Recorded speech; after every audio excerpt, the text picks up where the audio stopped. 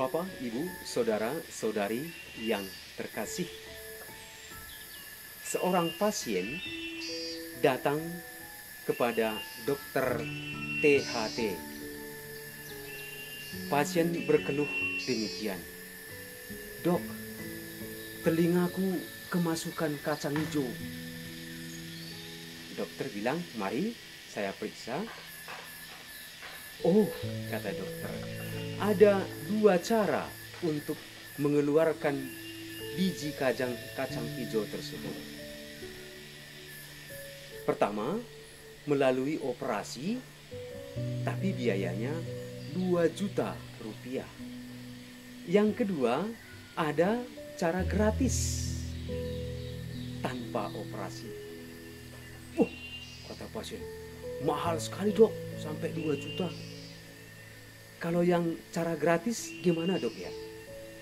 "Gampang," kata dokter, "cuma harus bersabar." "Baiklah dok, saya pilih yang itu.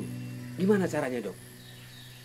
Dokter bilang, "Sirami telinga Anda 2 kali sehari, pagi dan sore. Nah, nanti jika kacang tersebut sudah tumbuh menjadi toge, ya tinggal tarik saja keluar, gratis, tanpa bayar." Bapak, Ibu, Saudara-saudari yang terkasih, Nabi Yesaya mengajak orang yang haus untuk minum air. Orang yang tidak punya uang dipanggil mengambil gandum, makan dan minum anggur serta susu tanpa bayar.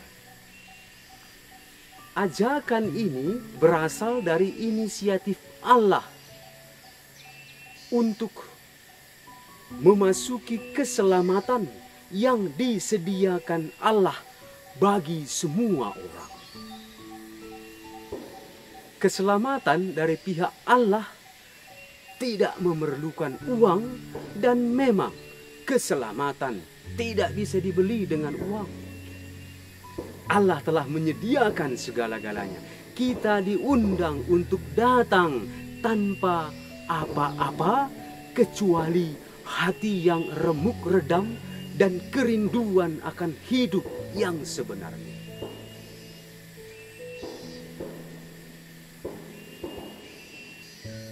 Keselamatan Allah inilah yang digenapi oleh Yesus dalam mukjizat perbanyakan roti yang telah kita dengar dalam bacaan Injil Matius tadi.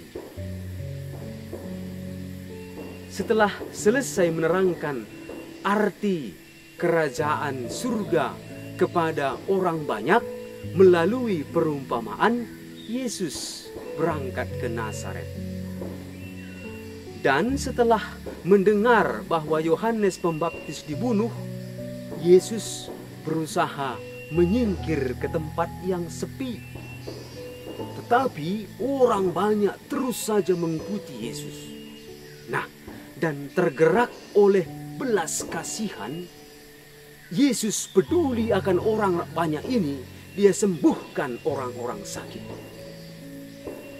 Dan ketika hari sudah mulai senja, para murid dengan pikirannya, dengan logikanya yang sungguh lurus, meminta agar Yesus menyuruh orang banyak ini pulang. Karena di sini tempat sepi, tak ada makanan. Suruhlah mereka pulang Yesus, supaya bisa mencari makanan, supaya tidak mati kelaparan di tempat ini. Tapi justru juga karena tergerak oleh belas kasihan, Yesus menyuruh para murid sendiri yang memberi mereka makan.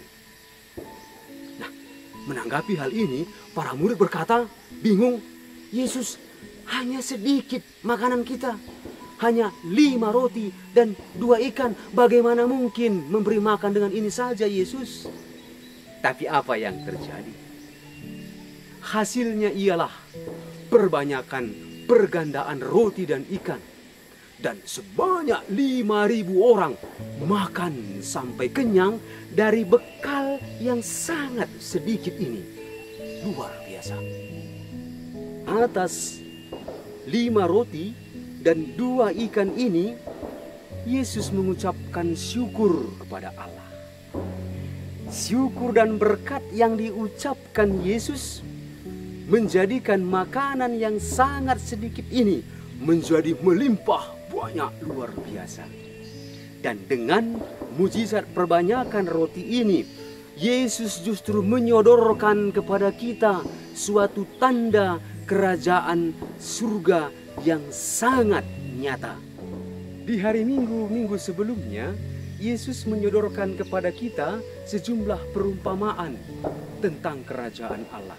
Dan mujizat perbanyakan roti ini menjelaskan arti perumpamaan itu dengan tanda. Sebuah pesta terjadi karena persediaan yang sangat sedikit, dan ini sejalan dengan perumpamaan biji sesawi yang begitu kecil tetapi berkembang dan menjadi sangat besar, dan juga perumpamaan ragi, kecil raginya tetapi mengkamiri seluruh adonan. Dalam mukjizat ini kita menyaksikan contoh hidup dan pelayanan orang-orang Kristen. Bahkan persembahan yang sangat kecil pun bisa menghasilkan hal yang melimpah bila dipakai untuk pelayanan kerajaan surga. Kisah mujizat perbanyakan roti ini menjadi antisipasi perayaan Ekaristi. Dalam perayaan Ekaristi, kita diberi makan dari kelimpahan rahmat Allah. Ekaristi sudah menjadi unsur penting yang membentuk kehidupan orang Kristen sejak awal gereja. Dalam perayaan Ekaristi, kita mendapatkan makanan yang sungguh menghidupkan dan membawa kita kepada hidup yang kekal. Dan dalam perayaan Ekaristi, perjanjian yang dijalin Allah dengan umatnya dialami secara penuh berkat tubuh dan darah Yesus yang sungguh makanan dan minuman kita terima. Tawaran gratis keselamatan Allah kita jawab dan kita alami dalam perayaan Ekaristi sendiri. Dalam diri Yesus Kristus terpenuhi perjanjian abadi yang dijanjikan Allah kepada Daud menurut kasih setia yang teguh. Perjanjian ini adalah perjanjian kasih murni, sehingga sungguh benar apapun tak bisa memisahkan kita dari Allah. Bapak, Ibu, saudara-saudari yang terkasih, kita diciptakan Allah karena cinta, untuk mengalami cinta, dan untuk saling mencintai satu sama lain. Cinta selalu dan pasti gratis. Bila tidak gratis, berarti bukan cinta.